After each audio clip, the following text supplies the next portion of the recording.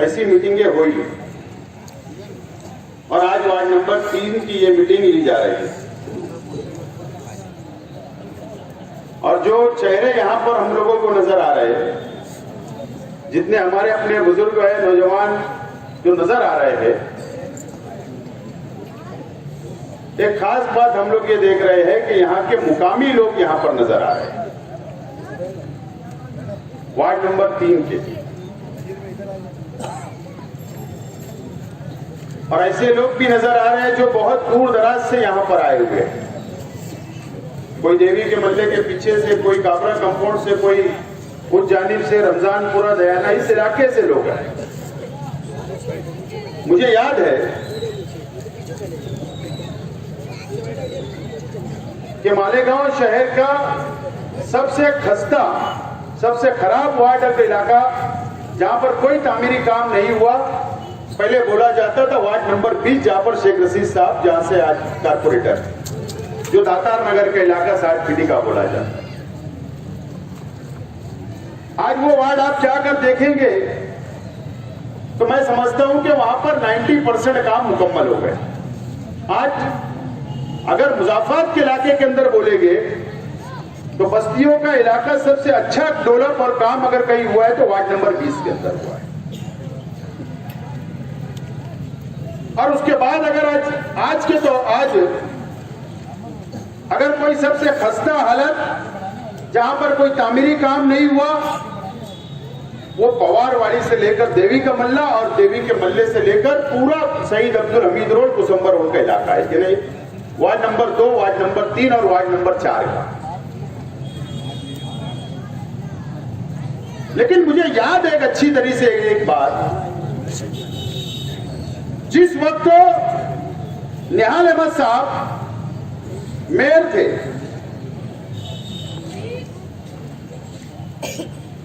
उस वक्त से एक तजवीज लाई गई जनरल बोर्ड के अंदर, महासभा के अंदर, कि मालेगांव शहर को हदवार कर दी जाए, 6 ग्राम पंचायत को म्युनिसिपल कॉर्पोरेशन के अंदर शामिल कर लिया जाए, ऐसी तजवीज लाई गई। उस वक्त तो मरहूम निहाल अहमद साहब को सियासत करनी थी और उन्होंने बड़ी हिकमत अमली से मुर्तजा छंगू साहब मरहूम और कुछ कारपोरेटरों की एक कमेटी बनाई कि वो कमेटी ये अहवाल देगी, तजवीज देगी कि 6 ग्राम पंचायत को, देहातों को मालेगांव में शामिल करना चाहिए या नहीं करना चाहिए। ये उस वक्त उन्हीं के पार्टी के कारपोरेटर थे। लेकिन आज मुर्तजा छंगू साहब दुनिया में नहीं है, लेकिन उन्होंने और उनके जो कारपोरेटर थे, जो कमेटी बनी, उन्होंने तजवीज दी या अहवाल दिया महासभा को, निहाल अहमद साहब को, कि अगर ये 6 ग्राम पंचायत को शामिल कर दिया गया तो टैक्स भी बढ़ेगा और उस इलाके के अंदर जो काम की जरूरत है, डेवलप की जरूरत है, वो जरूरत भी पूरी हो सकती है। उस वक्त निहाल अहमद साहब ने उनके ही कारपोरेटरों को कम ज्यादा बोलकर कि ये तजवीज नामंजूर कर दी जाए, या ऐसी तजवीज नहीं होना, वो नामंजूर हुई, रुक गया मामला। और उसके बाद 2005 में शेख रशीद साहब ने मुझको मेयर बनाया और उसके बाद दोबारा वो तजवीज लाई गई और उसके बाद 6 ग्राम पंचायत को, जिसमें दयाना, मालदा, दरेगांव, सायना और सोएगांव का इलाके को शामिल करने की तजवीज लाई गई और पास कर दी गई। हम लोगों ने पास किया। उसके बाद बहुत पॉलिटिक्स हुई, बहुत सियासत हुई। निहाल अहमद साहब ने अलग अलग तरीके से उसके ऊपर उस वक्त सियासत की और वो नहीं चाहते थे कि ये 6 ग्राम पंचायत शामिल कर ली जाए। लेकिन उस वक्त हमने जो पॉलिसी बनाई, शेख रशीद साहब का जो सोचना था कि ये 6 ग्राम पंचायत को शामिल करना पड़ेगा और हम लोगों को इसकी जरूरत इसलिए है, इसलिए शामिल करने की हम लोगों को जरूरत है क्योंकि रमजानपुरे की जो आबादी बड़ी तेजी से बढ़ रही, जो दरेगांव के अंदर हमारे भाइयों की आबादी बढ़ रही, जो मालदा सेवार के अंदर हमारे भाइयों की आबादी बढ़ रही, जो नए इलाके डेवलप हो रहे, नए इलाके बस रहे हैं, जहां पर आज भी हम लोग देखते हैं कि कोई काम हम लोगों को नजर नहीं आता। अभी सगीर मेंबर साहब ने आपको बताया कि शुरुआत कैसे हुई रमजानपुरे के अंदर काम करने की, कि किस तरीके से मेयर का फंड का इस्तेमाल किया गया, जर्नल फंड का इस्तेमाल किया गया। जो भी आज काम दिख रहे हैं सगीर मेंबर साहब, उन्होंने शेख रशीद साहब से लड़कर झगड़कर इस इलाकों के अंदर काम करने की शुरुआत की है दोस्तों। इससे पहले हमारे कारपोरेटर आए थे चुनकर, लेकिन योगा योग से हम लोग काम नहीं कर पाए, हमारी मेजॉरिटी नहीं थी कुछ दिनों के लिए। लेकिन आज मैं वार्ड नंबर 3 की आवाम, खास तौर पर इस इलाके की आवाम से अपील करना चाहता हूं कि अगर हम लोग वापस इलेक्शन के अंदर जिंदाबाद और मुर्दाबाद करते रह गए, अपना और पराया देखते रह गए, अपना और पराये के अंदर इलेक्शन अगर लड़े, जिंदाबाद मुर्दाबाद के ऊपर इलेक्शन लड़े, अगर जज्बाती सियासत से आप लोगों ने इलेक्शन का फैसला आने वाले कारपोरेशन के इलेक्शन में आपने किया, तो वापस इस इलाके के अंदर डेवलप और विकास नहीं हो सकता।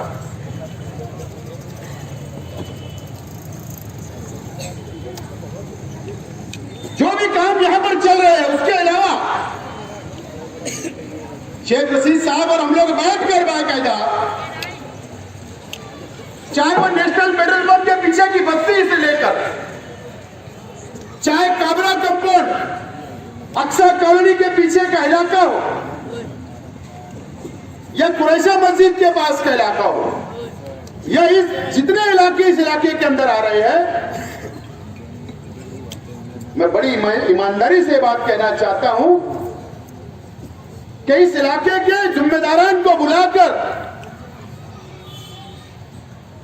शेख रशीद साहब ने हम लोगों को बुलाया, जिम्मेदारान को बुलाया कि अब शहर के अंदर जो विकास और डेवलप चल रहा है वो होते रहेगा, लेकिन पूरा रमजान पूरा दयारा इस इलाके के अंदर हम लोगों को अब काम की ज्यादा तवज्जो देने की जरूरत है, वहां का विकास, वहां का डेवलप करने की जरूरत है। और भाई कहता हम लोगों ने लिस्ट बनाई, फहरिस्त बनाई, भाई कहता वो रोड का नक्शा, लेआउट सगीर मेंबर साहब और हम लोगों ने मिलकर निकाला कि कहां पर काम की जरूरत है, कहां पर रोड बनाना है, कहां पे गटर बनाना है, कहां पर आवाम को मालेगांव शहर से जोड़ा जा सकता है रास्तों के जरिए, मेन रास्तों के जरिए, कहां पर गटरों की जरूरत है, उसकी एक फहरिस्त बनाकर 6.5 करोड़ रुपए के बाकायदा लिस्ट बनाकर शेख रशीद साहब ने जाकर अब्दुल सत्तार साहब से 2 दिन पहले मुलाकात की और सिफारिश लेटर दिया। और मैंने खुद, जब मैं कल मुंबई के अंदर था, मेरे हाथों से सुबह 11 बजे जाकर मैंने सबमिट किया और वो 6.5 करोड़ रुपया गांव में 1 लाख भी नहीं बल्कि 6.5 करोड़ रुपया आपके इलाके के अंदर खर्च होने वाला है। 6.5 करोड़ रुपया से एक प्रपोजल मैंने खुद दाखिल करके आया। हमको उम्मीद है कि सरकार के अंदर हमारा हिस्सा है और हम लोग बाकायदा आप लोग देखेंगे, ये शहर देखेगा, ये वार्ड नंबर 3 की आवाम देखेगी कि 6.5 करोड़ रुपया मंजूरी आएगी और उसके बाद इस इलाके के अंदर बड़ी तेजी से हम लोग काम करने की शुरुआत करने जा रहे हैं। इससे पहले जब शेख रशीद साहब और मैं अजीत दादा पवार साहब से मुलाकात करने के लिए गए तो हम लोगों ने जो शेख रशीद साहब और मेरा फोटो वायरल हुआ, अखबारात के अंदर छपा, जो मेमोरेंडम हम दे रहे, वो आपको पता है कौन सा मेमोरेंडम था? 15 करोड़ रुपया डिमांड शेख रशीद साहब ने अपने लेटर हेड के ऊपर अजीत दादा पवार साहब से की, और उसमें भी शेख रशीद साहब को आधा फंड कम से कम इस इलाके के अंदर देने जा रहे हैं, और ये प्रोसीजर चल रही है। और जरूर जिस वार्ड के अंदर, जिस इलाके के अंदर हम लोग ठान लेते हैं कि इस इलाके का विकास करना है, उस इलाके का डेवलप करना है, सहूलत देना है, तो हम लोग उसको पूरा करने की कोशिश करते हैं। इसी तरीके से आप जाकर शेख रशीद साहब वार्ड नंबर 20 का शेख रशीद साहब को वार्ड जाकर आप देख सकते हैं। दोस्तों, इसके लिए हद्दवार की गई, लेकिन ताज्जुब होता कि इलेक्शन के वक्त जो लोग मुखालिफ थे उनकी पार्टी के लोग चुनकर आ जाते, जो लोग नहीं चाहते थे रमजानपुरा कॉर्पोरेशन में आए वो उनकी पार्टी के लोग चुनकर आते। अगर आपको इस इलाके के अंदर विकास और डेवलप चाहते हो, आप बुनियादी सहूलत चाहते हो, तो आपको शेख रशीद साहब की क़यादत में जो हम इलेक्शन लड़ेंगे, उस पार्टी को अक्सरियत के साथ इस इलाके से चुनकर देना होगा, जब जाकर इस इलाके का विकास और डेवलप होगा। असेंबली का इलेक्शन हुआ, ताज्जुब है, नजरिया का ताज्जुब। इस शहर के अंदर कोई नजरिया नहीं चलता, कोई विचारधारा नहीं चलती, कोई सोच नहीं चलती। असेंबली का इलेक्शन आया,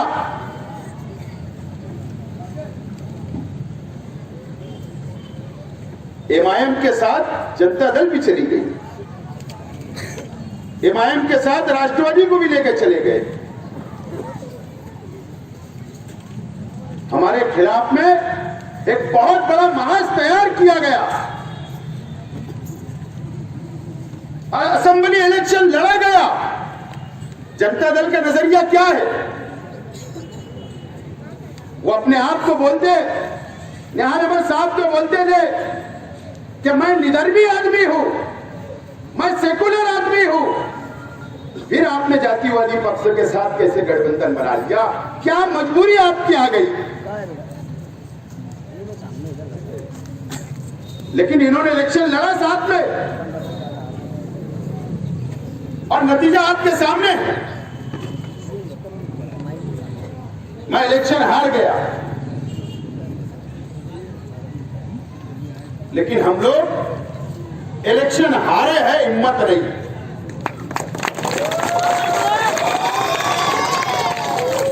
जनता दल के लोग अगर इस शहर के अंदर अगर कोई तोड़ेबाज है तो वो जनता दल के लोग हैं। अगर सबसे ज्यादा भ्रष्टाचारी कोई है तो वो जनता दल के लोग हैं। उसके बाद मुफ्ती इस्माइल का नंबर आता, उसके बाद इनका नंबर आ रहा है। मुझे बताओ, ये जब कांग्रेस पार्टी कोई काम करती, जनता दल रुकावट बनने का काम करती। कोई बड़ा काम हमने करने की शुरुआत की, उसमें रुकावट डालने का काम, विकास डेवलप को रोकने का काम अगर कोई शहर में करता तो जनता दल के लोग हैं। ये ना जाने कौन सा बदला इस शहर की आवाम से लेते हैं, लेकिन उनको पता था कि अगर शेख आसिफ चुनकर आता है तो जिस तेज रफ्तार से 5 साल मैंने काम किया, शहर का डेवलप किया, शहर का विकास किया, असेंबली के अंदर नुमाइंदगी की, आपकी आवाज बनकर असेंबली के अंदर बोलने का काम किया, ये शहर में नहीं बल्कि महाराष्ट्र में देखा। इसलिए उन लोगों को लगा कि इसको रोकना जरूरी है, और उसके अंदर वो कामयाब हुए।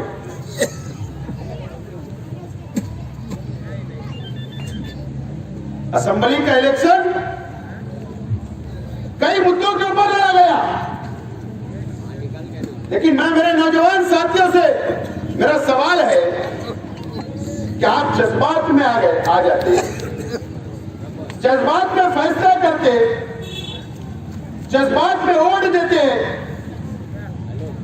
कोई मजहब के नाम पर वोट मांगता आप दे देते,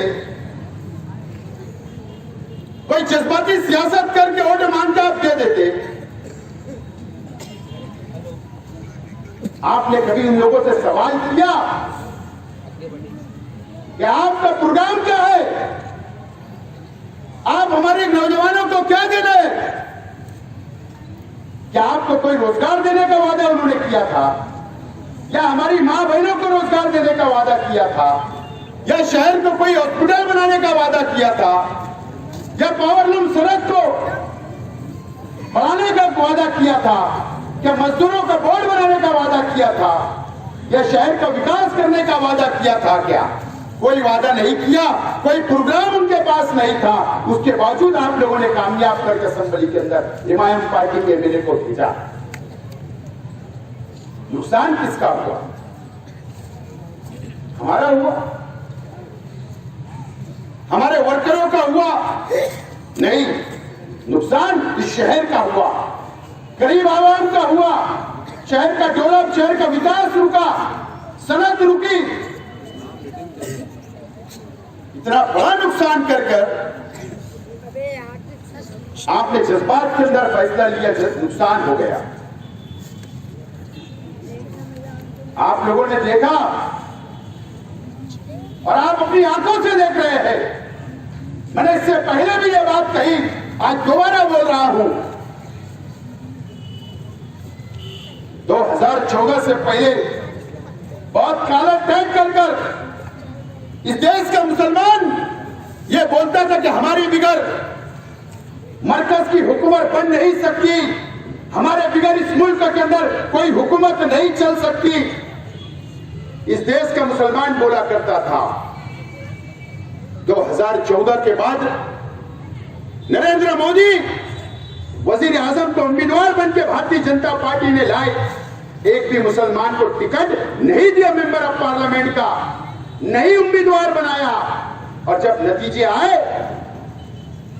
तो अक्सरियत के अंदर भारतीय जनता पार्टी चुन कर आई, मेजॉरिटी के अंदर चुन कर आई। एक भी मुसलमान member of parliament Bharatiya Janata party का नहीं आया। इस देश के अंदर मुसलमानों के बिगड़ हुकूमत चल रही है। 2019 का पार्लियामेंट का चुनाव हुआ, 300 से ज्यादा सीटें भारतीय जनता पार्टी ने लाई। आज हमारे बिगड़ हुकूमतें चल रही है। इससे पहले 2014 की महाराष्ट्र की असेंबली की सरकार जो हुकूमत थी भारतीय जनता पार्टी और शिवसेना की, 250 एमएलए के अंदर एक भी मुसलमान एमएलए चुनकर नहीं आया। हमारे बिगड़ हुकूमत चल भी गई, 5 साल चली और चली गई। क्या वजह है कि आज हमारी पोजीशन, आज हमारी अहमियत घट गई? सिर्फ एक वजह है कि 2014 के असेंबली के इलेक्शन के अंदर 35 सीट महाराष्ट्र की असेंबली की एमआईएम ने लड़ाई, 2 चुनकर आए, बाकी गिर गए और उसके आजू बाजू के इलाके की भी सीटें लेकर जीत गए। क्योंकि भारतीय जनता पार्टी जो चाहती थी वो कर गए, और जो सुपारी भारतीय जनता पार्टी ने दी थी उसके अंदर वो कामयाब हुए। मुसलमानों की वोट का बंटवारा हो गया, हुकूमत बन गई। पार्लियामेंट की कई सीटें उत्तर प्रदेश के अंदर, बिहार के अंदर, अलग अलग राज्यों के अंदर लड़ाकर मुसलमानों की वोट का डिवाइडेशन करके सरकार नरेंद्र मोदी की बन गई। आज हमारी कोई अहमियत इस मुल्क के अंदर नहीं है। यह अलग बात है कि हम 17 करोड़ है गवर्नमेंट रिकॉर्ड के ऊपर, उसके बावजूद आज हम लोगों को क्या क्या झेलना पड़ रहा है। ये तो अल्लाह का बहुत करम और एहसान है कि आज की जो हुकूमत चल रही,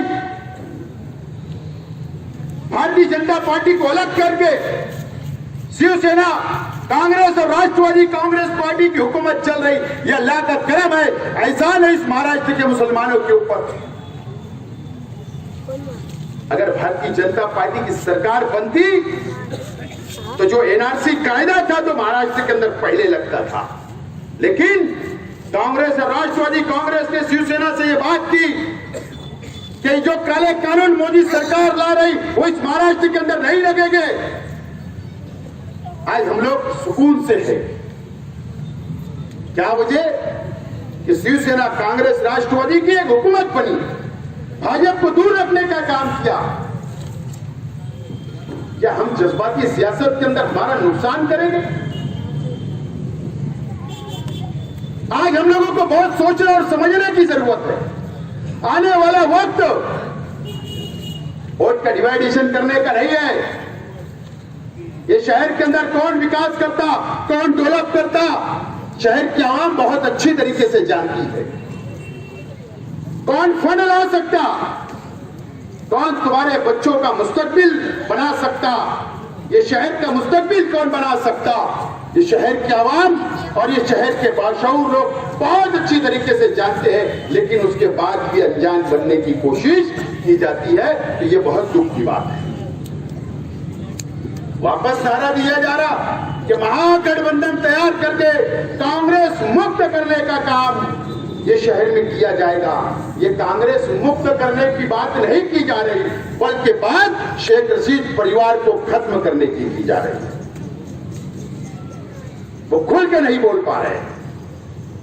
कांग्रेस मुक्त की बात करने वाले जरा ये वाज़ेह तो बता दो, ये शहर के आवाम को तो बता दो कि तुम्हारी नीयत क्या है। तुम्हारी नीयत तो यह है कि शेख रशीद परिवार को सियासी तौर पर इस शहर से खत्म कर दिया जाए। लेकिन तुम कितना ही हमारा बुरा चाहो, जब तक ये शहर की आवाम, ये शहर के गरीब, ये शहर के मजदूर हमारे साथ हैं, शेख रशीद साहब के साथ है, तुम हमारा कुछ नहीं बिगाड़ सकते। तुम हमारा कुछ नहीं बिगाड़ सकते।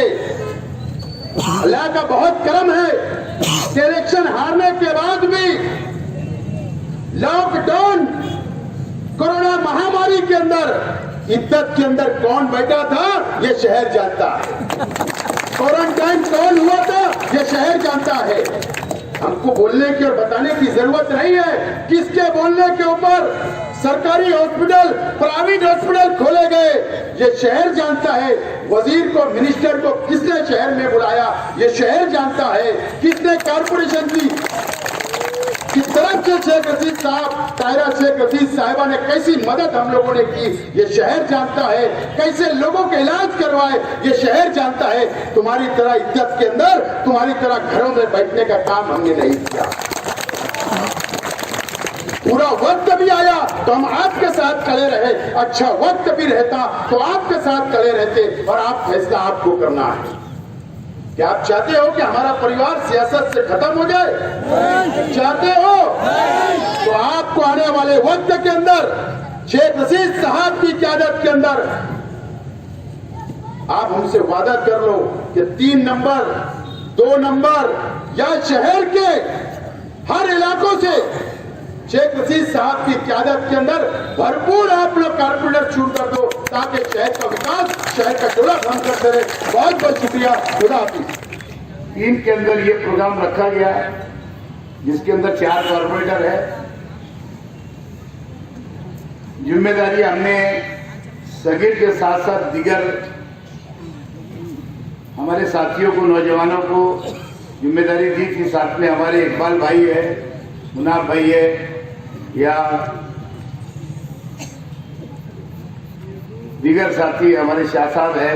कई लोग, कहने का मतलब हर मोहल्ले से दावतनामा पहुंचाया गया था उनको सगीर भाई ने और उनके साथियों ने, और बाकी सब साथियों ने मिलकर ये जिम्मेदारी निभाई, और इसीलिए शक्ल बनी कि मीटिंग कामयाब हुई। तो तमाम लोगों का शुक्रिया। अभी कोई ना असेंबली इलेक्शन है, ना पार्लियामेंट है, ना कारपोरेशन है। ग्राम पंचायत के इलेक्शन थे, हो गए। अब सरपंच भी चुनाव होने वाले, लेकिन शहर के अंदर नहीं आते। बहरहाल, क्योंकि 1 साल पहले 14 महीने 15 महीने हो गए असेंबली इलेक्शन होने, फिर उसके बाद मेयर का इलेक्शन आ गया, 1.5 महीने के बाद में वो हो गया।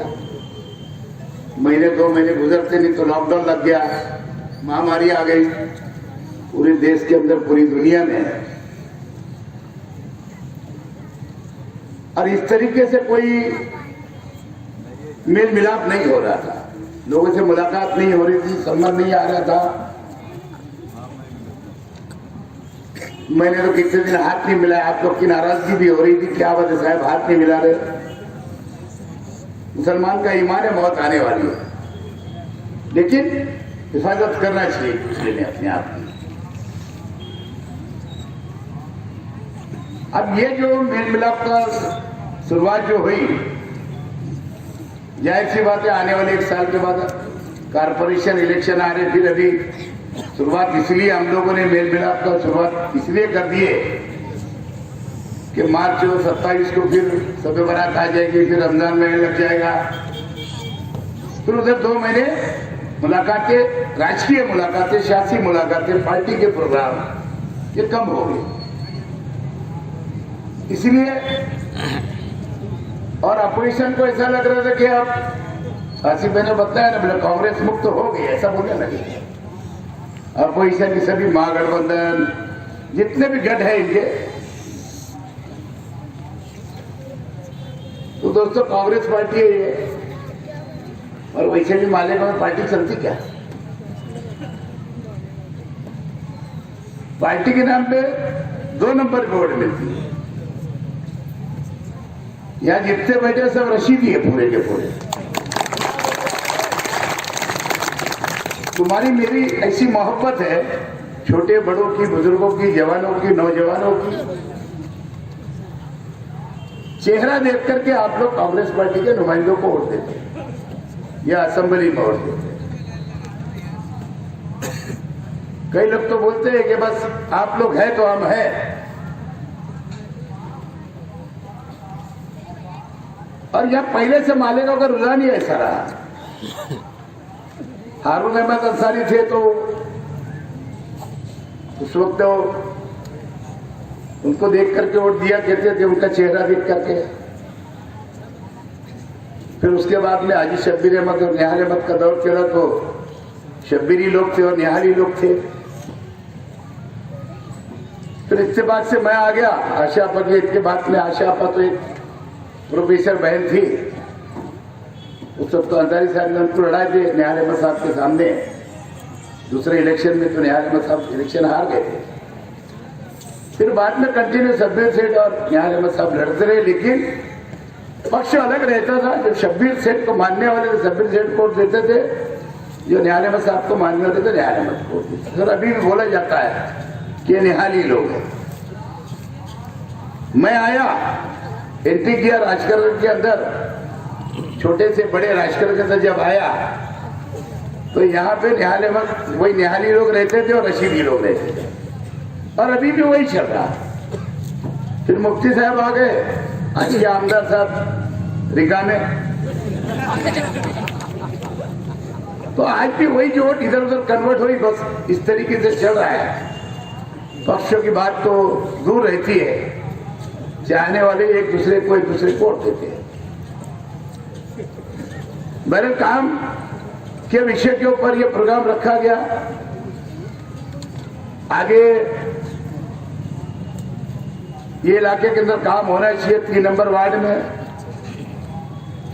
3 नंबर वार्ड के लोग जब देखते हैं कि रमजानपुरे के अंदर जाते हैं तो वार्ड नंबर 2 के अंदर बहुत काम हो चुका है।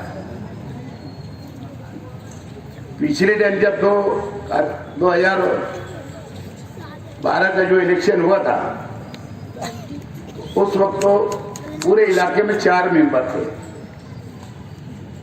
दयाने से 2 लोग आए थे, एक कांग्रेस पार्टी का विठल बर्वे आया था और जनता दल से फारूक शाह साहब आए थे। फिर बाद में सीटें बढ़ी तो 84 सीट हो गई, और इस इलाके के अंदर 8 सीट हो गई, 4 के बजाय। लोगों की भी अपेक्षा जागी, काम होना चाहिए, लेकिन क्या मालूम क्यों ऐसा हुआ कि 3 नंबर वार्ड के अंदर लोगों ने हमारी एक भी सीट नहीं दी, लेकिन नहीं देते हुए भी हमारा एक समझो मेंबर यहाँ है, हाँ, और रहने वाला आगे समझो हमारे सगीर भाई। अब फिर भी सगीर भाई ने और हमारे नजीर भाई ने भी मेरे पास से फंड ला करके महापौर के फंड में से इधर 50-51 लाख का काम किए। प्लस हमारे सगीर तो बिल्कुल मानता ही नहीं, नजीर भाई भी तो बताते नहीं, फंड मांगते लेकिन कहाँ काम करते बाद में बताते मैंने यहाँ काम किया है 3 नंबर वार्ड में 114 वगैरह के अंदर। और सगीर तो ऐसा है मालूम है, रोज आता खाली फंड ही मांगता है इलाके के लिए, उधर रोड नहीं बने ले, उधर गटर नहीं बने ले, नहीं कुछ तो इकबाल भाई को लगा देता, इकबाल दादा को लगाया था कि इकबाल दादा आ जाते मेरे पास, उधर से मुनाफा आ जाता। अलग अलग इलाके से लोग कोई आइडिया से लगा के रखता कि ताकि फंड मिले और ये इलाके के अंदर काम हो। तारीफ करने की बात नहीं, कारपोरेटर कोई भी हो वो जनता से जुड़ा हुआ रहना चाहिए, आमदार हो वो जनता से आवाम से जुड़ा रहना चाहिए। और सही मानों में ये इलाके के अंदर हमने भी ठीक है, बाकी मेंबर हमारे नहीं है, लेकिन लोग तो हमारे हैं, सियाने वाले तो हमारे हैं, कोई वजह से चूक गए होंगे समझ सकते हैं हम। और इसलिए ये इलाके में भी डेवलप होना चाहिए, फंड आना चाहिए, रास्ते बनना चाहिए, गटरे बनना चाहिए। ठीक है 100% नहीं बना होगा, लेकिन 35-40% तो 3 नंबर के अंदर काम हो चुके हैं। बच्चे 60-65% इलाका भी बहुत फैला हुआ है, इलाका भी बहुत फैला हुआ है, हर जगह गटर की जरूरत है, हर जगह रास्ते की जरूरत है। पाइपलाइन तो पूरे इलाके में हो चुकी है। कुछ जगह के इधर महबूब भाई के इधर नेशनल पंप के पीछे वहां पे एक छोटे ब्रिज की जरूरत है, इधर आगे भी 1-2 ब्रिज की जरूरत पड़ने वाली है। आगे बस्ती दिन पे दिन बढ़ते जा रही है। आसिफ भाई ने बताया आपको कि अभी 6.5 करोड़ रुपए की सिफारिश मैंने परसों की थी। सत्तार भाई दुलिया के अंदर थे, गवर्नमेंट में सिफारिश लग रही थी एक मंत्री की, तो मैंने जाकर के उनसे धुलिया के अंदर बैठ करके सर्किट हाउस के अंदर वहां पे उनसे सिफारिश दिया और या इनके पास दे दिया। फिर ये कल मुंबई में थे, वहां जाकर के शिंदे साहब के इधर जाकर के देखा, वो भी फंड आएगा। 15 करोड़ की अलग डिमांड हुई है, वो भी फंड आएगा। ये गवर्नमेंट से मांग है। नगर उत्थान एक फंड होता है जो पालक मंत्री से मैंने 5 करोड़ रुपया महापौर के लेटर के ऊपर मांगा, तो मुझे उम्मीद है पूरा 20 करोड़ नहीं तो 10 करोड़ तो जरूर आ जाएगा। कुछ ये कच्चे इलाके के अंदर काम कर दिया जाएगा जहां से या हमारा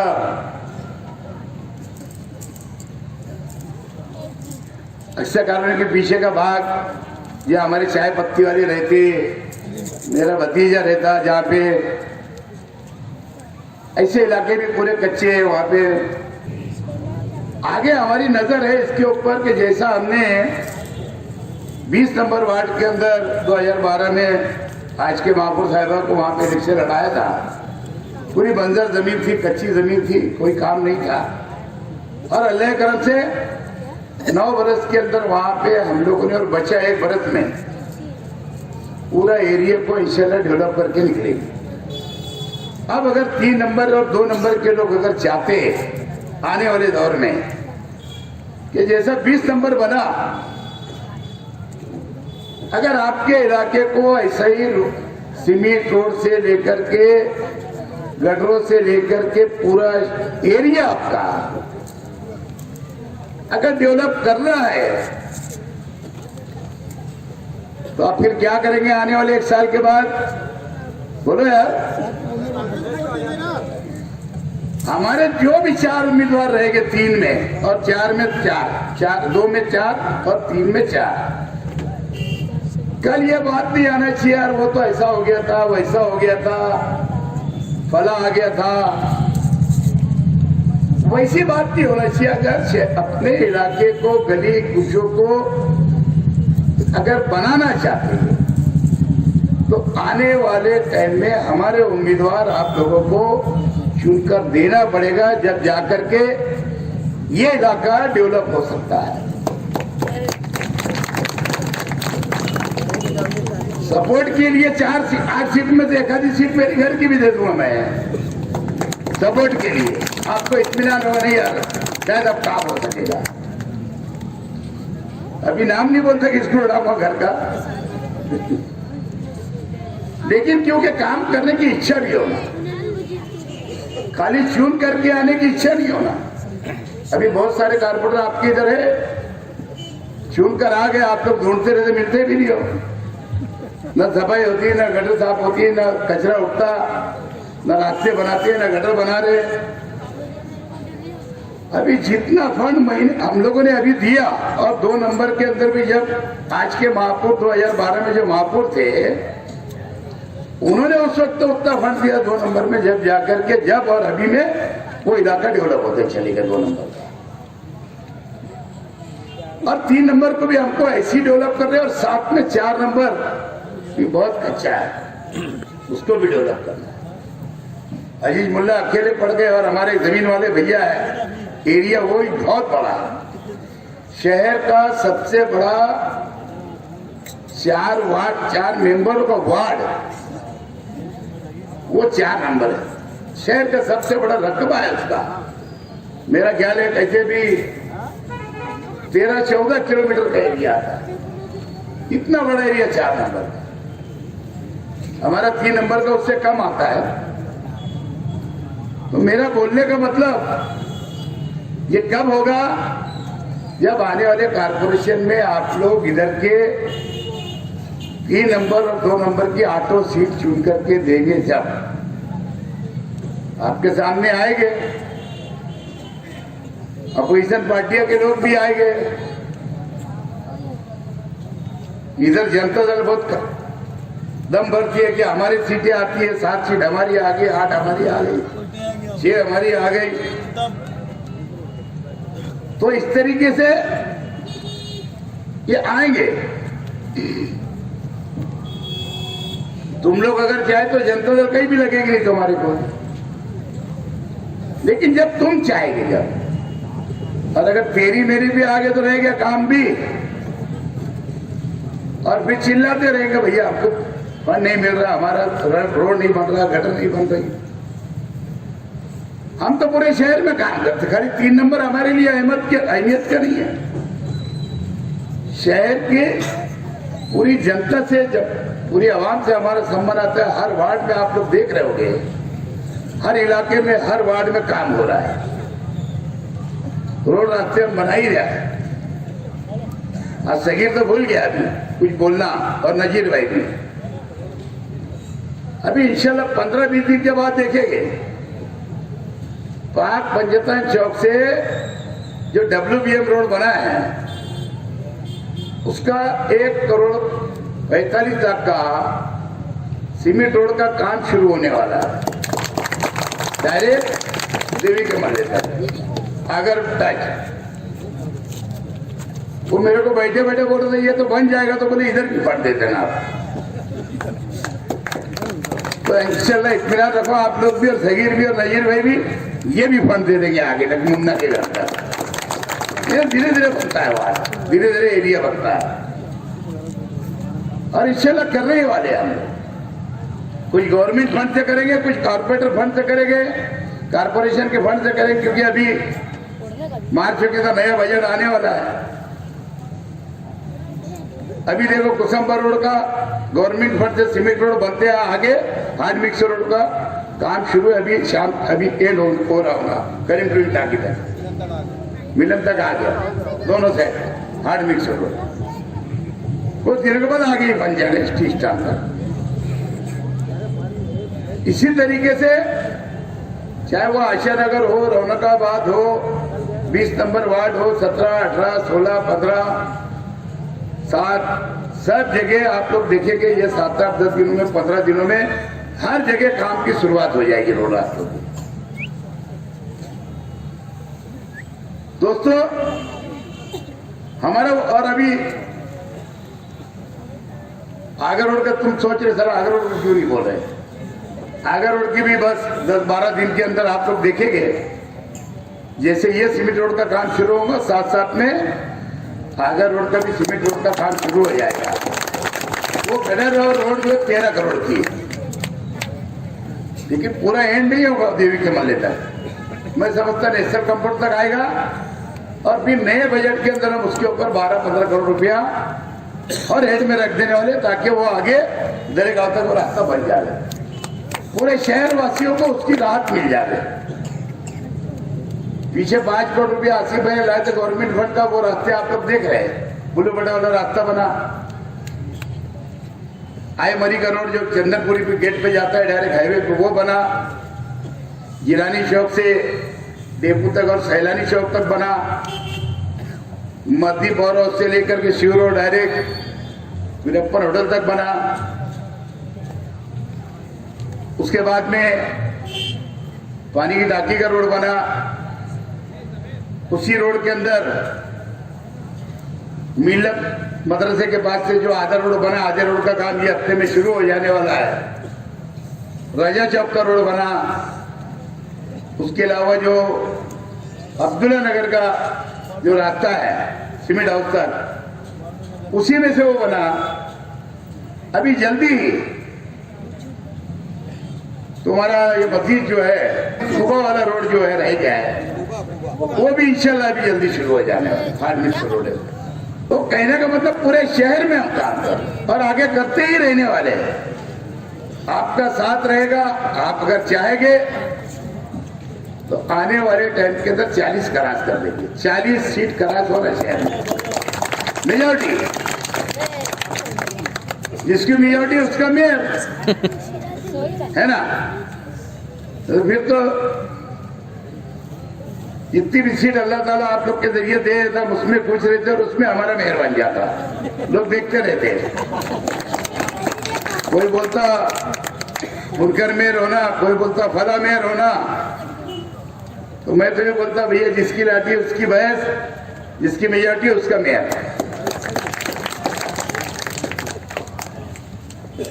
दोस्तों बहुत सारी बातें फिर आसिफ भाई ने बदला है कि जो महाराष्ट्र के अंदर क्या वो 35 सीटों पे कितने नुकसानात हुए। पार्लियामेंट की 2 ही सीट आई, राष्ट्रवादी की 4 ही सीट आई, कुल मिला के 6 सीट आई। नुकसान किसने पहुंचाया? 2 भाई खलीफा ने। बोलते भी हो मैं मुसलमानों का लीडर नहीं, बोलते हो क्या बोलते हैं? मैं मुसलमानों का लीडर नहीं, मैं पार्टी का लीडर है। बोले कहीं भी जाऊंगा स्टाइल, बिहार भी जाऊंगा, कलकत्ता भी जाऊंगा, गुजरात भी जाऊंगा, यूपी भी जाऊंगा, हर जाके जाके सीट लड़ाऊंगा और बीजेपी को मदद करूंगा। बस उसकी सरकार चले, मेरा घर भरते रहे। ये असल में 2 भाई खलीफा का मसला है। और दोस्तों आने वाले टाइम में कारपोरेशन इलेक्शन में जो मैंने बात यहाँ आज बोल के जा रहा हूं, अब तुम सबसे वादा लेके जा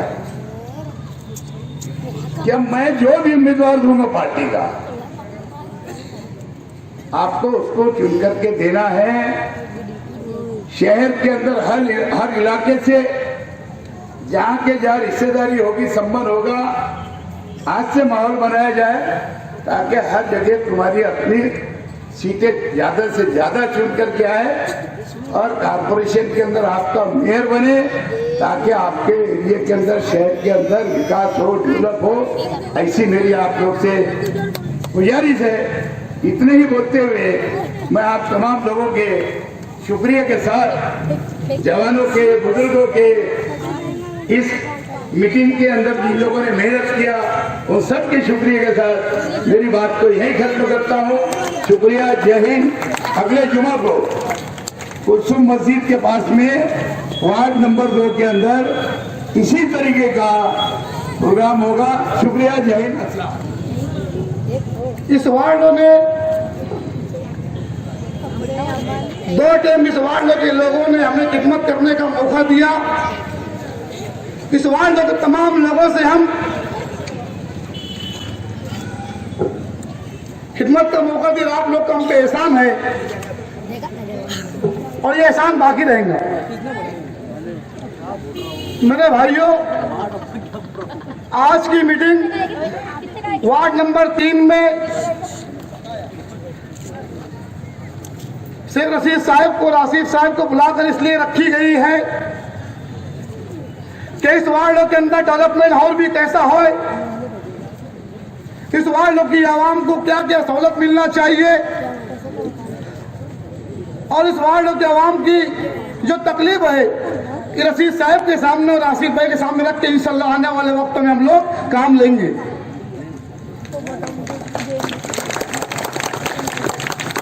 मेरे भाइयों, बुजुर्गों, साथियों, यही वार्ड नंबर 3 है।